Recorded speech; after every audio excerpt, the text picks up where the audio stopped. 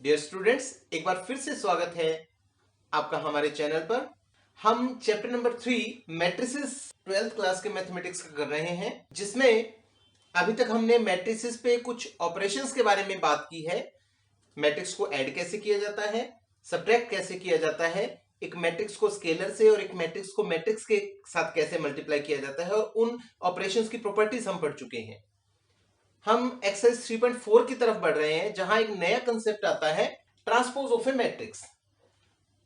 बच्चों, ये कंसेप्ट बहुत ही आसान है। इतना आसान है कि आप अगर हो सकता है शायद बुक में खुद देखें इसको तो आपको खुद से ही समझ आ जाएगा, लेकिन फिर भी थोड़ा सा आपको क्लियर करने के लिए मैं इसके बारे में डिस्कशन करूंगा आपसे। ट्रांसपोज एक्चुअली क्या होता है, जैसे मान लीजिए ये ए एक मैट्रिक्स है, तो ट्रांसपोज का अर्थ क्या है सिंपल लैंग्वेज में, कि किसी भी मैट्रिक्स की रोज को कॉलम्स में और कॉलम्स को रोज में कन्वर्ट कर दीजिए। जैसे आप इसमें दो रोज देख रहे हैं, पहली रो में 1 2 3 है, दूसरी रो में 3 -1 और 5 है। अगर आप इस मैट्रिक्स की रोज को कॉलम्स में और कॉलम्स को रोज में कन्वर्ट करते हैं तो देखिए क्या होता है। पहली रो 1 2 3 है, आप इसको कॉलम में कन्वर्ट करेंगे तो ये पहला कॉलम बन जाएगा 1 2 3, इसको कॉलम की शेप में लिख दीजिए। इसी प्रकार दूसरी रो है, उसको दूसरे कॉलम की शेप में लिख दीजिए।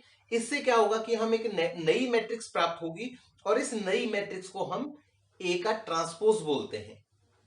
ट्रांसपोज का सीधा सा अर्थ यह है कि कोई चीज ऐसे सीधी खड़ी है तो उसको गिरा दीजिए।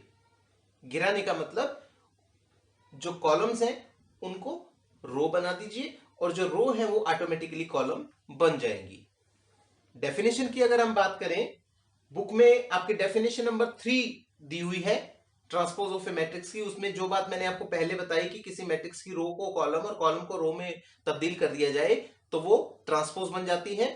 और सिंबॉलिकली इसको इस प्रकार से लिखा जाता है कि अगर ए मैट्रिक्स है जिसके एलिमेंट्स ए आई जे से डिनोट किए हैं हमने, और ऑर्डर उस मैट्रिक्स का m/n है, तो ए डैश से हम ट्रांसपोज को लिखेंगे, और ट्रांसपोज होगा क्या, ए आई जे का ट्रांसपोज ए जे आई होगा, जिसका ऑर्डर भी क्या होगा, रिवर्स हो जाएगा। रिवर्स का मतलब जितनी रोज थी उतने कॉलम्स हो जाएंगे, जितने कॉलम्स थे उतनी रोज हो जाएंगी। m/n ऑर्डर था तो वो n/m हो जाएगा। जैसे आप यहां देख रहे हैं, ये 2/3 ऑर्डर की मैट्रिक्स है, हमने इसकी रोज के कॉलम और कॉलम्स के रोज बना दिए, तो इससे ये 3/2 की मैट्रिक्स बन गई। तो ये ट्रांसपोज का कंसेप्ट है। प्रैक्टिकली आपने कैसे करना है, इस प्रकार से इस चीज को करना है। कोई बहुत ज्यादा मुश्किल नहीं है। इससे रिलेटेड एक दो एग्जांपल्स भी आपकी बुक में दिए हुए हैं, आप उनको देख के समझ जाएंगे। एक उदाहरण मैंने आपको यहां दे दिया है। इसके बाद हम ये जो ट्रांसपोज ऑफ ए मैट्रिक्स के बारे में हमने बात की है, इस ट्रांसपोज की कुछ प्रॉपर्टीज हैं बहुत आसान सी। पहली प्रॉपर्टी की अगर हम बात करें P1, ये है कि A dash dash is equal to A। इससे मिलता जुलता कंसेप्ट आपने लास्ट ईयर सेट्स के टॉपिक में पढ़ा है। सेट्स में डैश से हम कंप्लीमेंट को रिप्रेजेंट करते थे, किसी सेट का कंप्लीमेंट, और डैश डैश दो बार आ गया तो इसको डबल कंप्लीमेंट बोलते थे।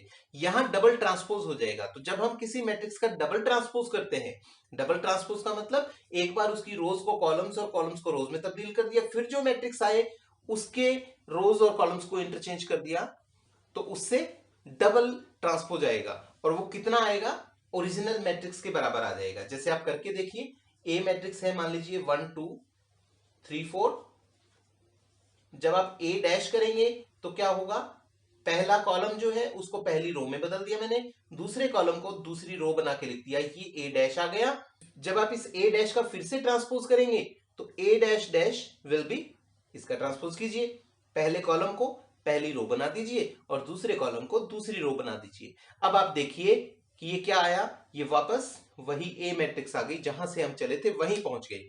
तो ये प्रॉपर्टी है डबल ट्रांसपोज की प्रॉपर्टी, जिसमें डबल ट्रांसपोज करने पर ओरिजिनल मैट्रिक्स खुद आ जाती है। बात करें प्रॉपर्टी नंबर 2 की, सेकंड प्रॉपर्टी है कि के ए का अगर ट्रांसपोज किया जाए, यहां पर के एक स्केलर है, कोई भी रियल नंबर हो सकता है, ए एक मैट्रिक्स है, तो ये के ए डैश के इक्वल होता है। दोनों देखने में थोड़े से डिफरेंट लग रहे हैं, लेकिन बोलने में एक जैसा ही सेंस करते हैं।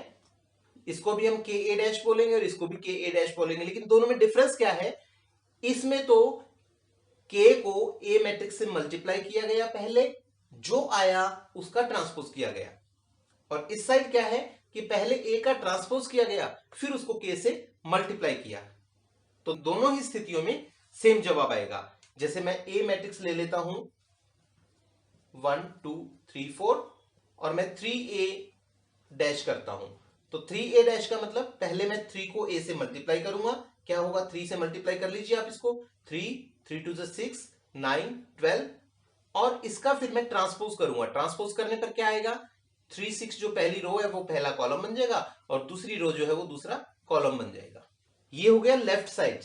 राइट साइड में आप क्या देख रहे हैं के ए डैश अकेला है मींस 3a डैश, तो इसमें क्या है 3 एज इट इज रहेगा, ए डैश जो ए मैट्रिक्स है उसका ट्रांसपोज आ जाएगा। ट्रांसपोज करेंगे तो पहला कॉलम 1 3 रो बन जाएगा, दूसरा कॉलम दूसरी रो में कन्वर्ट हो जाएगा। इसको जब आप मल्टीप्लाई करेंगे तो सेम यही रिजल्ट आ जाएगा। कहने का मतलब आप पहले स्केलर और मैट्रिक्स को मल्टीप्लाई करके फिर उसका ट्रांसपोज कर ले, चाहे पहले मैट्रिक्स का ट्रांसपोज करके उसको स्केलर से मल्टीप्लाई करते सेम रिजल्ट आएगा। इसके बाद प्रॉपर्टी नंबर 3 दी हुई है, वो है a प्लस बी डैश आप करते हैं या a dash plus B dash करते हैं तो दोनों ही स्थितियों में सेम जवाब आपका आएगा। लेफ्ट साइड का मतलब है पहले a और b मैट्रिक्स को जोड़ें आप, जो आंसर आए उसका फिर ट्रांसपोज कीजिए। लेकिन राइट साइड में क्या है कि पहले a का ट्रांसपोज कीजिए, b का ट्रांसपोज कीजिए, फिर उनको ऐड कीजिए। चाहे आप मैट्रिसेस को ऐड करके ट्रांसपोज कर ले, चाहे दोनों का ट्रांसपोज करके ऐड कर ले, तो सेम रिजल्ट आएगा।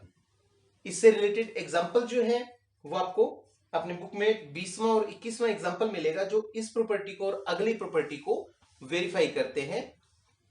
इसी प्रकार से जो लास्ट प्रॉपर्टी है प्रॉपर्टी नंबर 4, वो क्या है, इसमें अगर a और b के बीच माइनस सिंबल आ जाए तो यहां भी माइनस हो जाएगा। इसी प्रकार प्रॉपर्टी नंबर 4 की अगर हम बात करें तो वो है a b dash is equal to b dash a dash.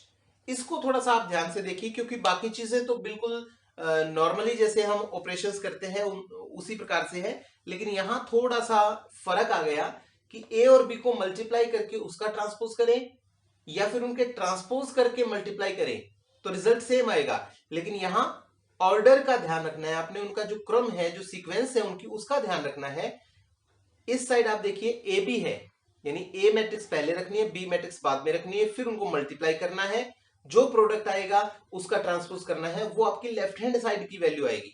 इसी प्रकार से राइट साइड में क्या है कि ए और बी आप दोनों का ट्रांसपोज पहले करके रख लीजिए, उसके बाद इसको सॉल्व करने के लिए पहले बी डैश रखेंगे आप और फिर ए डैश रखेंगे, फिर आप उनको सॉल्व करेंगे तो सेम जवाब आएगा।